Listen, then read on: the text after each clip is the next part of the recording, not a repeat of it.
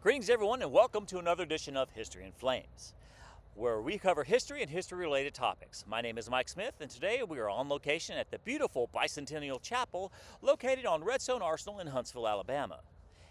And we will be discussing the American Revolution and its origins, where we ask, what if the Revolution was first preached from the pulpit?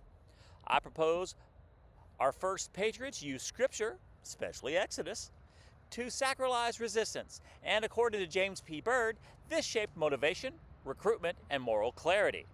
Speaking of Byrd, we'll be discussing his work, Sacred Sculpture, Sacred War. Sacred Scripture, Sacred War, the Bible and the American Revolution, where he describes the Bible as a public language. For example, in Exodus, the symbolism of deliverance is discussed. In Psalms, parallel divine aid and kingly oppression to the American cause, and Romans 13 is reinterpreted as a fight against tyranny. In Exodus, Britain is compared to the Pharaoh, while the colonies are Israel and liberty is likened to the covenant faithfulness.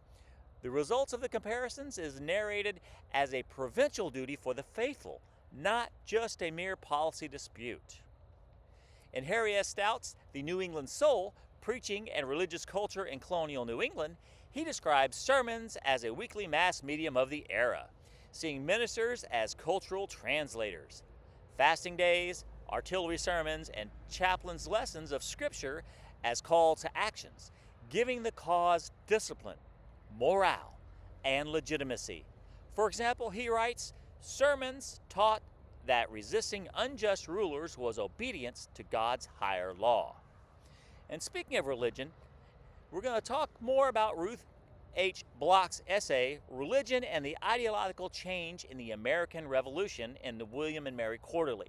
She states, religious rhetoric was mixed with civic virtue and corrupt language. Loyalists also used the Bible.